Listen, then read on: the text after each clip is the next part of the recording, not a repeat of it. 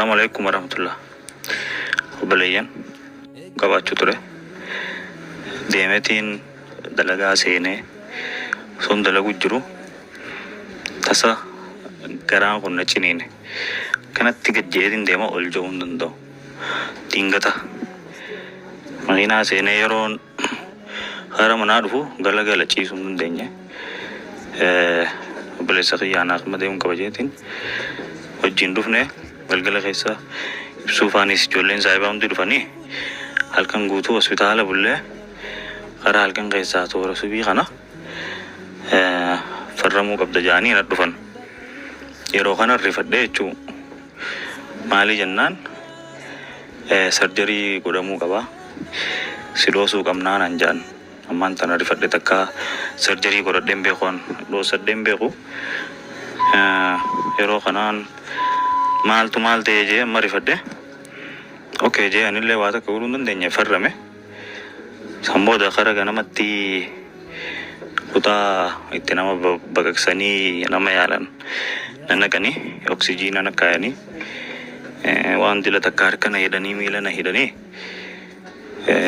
na gaggabsan bas anif kuban qabu. San boodarra yeroon na tuttuqanii na kaasan yeroon dammaquu ilaali naan jaaniitiin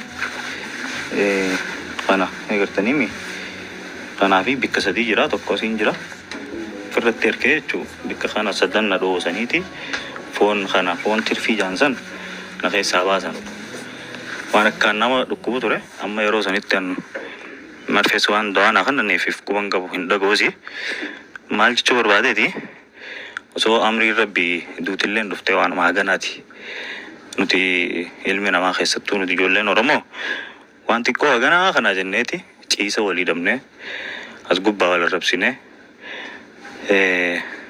nuti hiriyaa abbaa keenyaa kabajuu dinnee gosa namaa walii kabajuu dinnee amantii namaa walii kabajuu dadhabnee as gubbaa afaan fokkotaa wal arrabsaa oollee iccitii walii baasaa oollaa jechuu.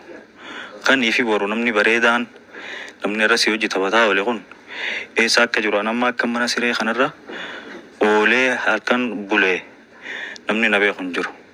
Isin warri miidiyaa na quban qabdan tarii guyyaa sadii yooniin bu'aa poostii godhuu baaddee abdeen eessa badee maaliif jireettanii nama baatii takka faa booda naa barreessitan jechuu.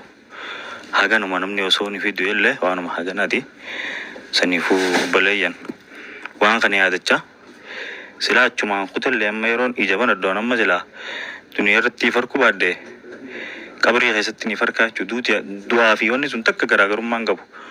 Nama gaggabee isa sanis rafeetuma jarri na kaase takka garaa obboleessa du'aati. So takkuma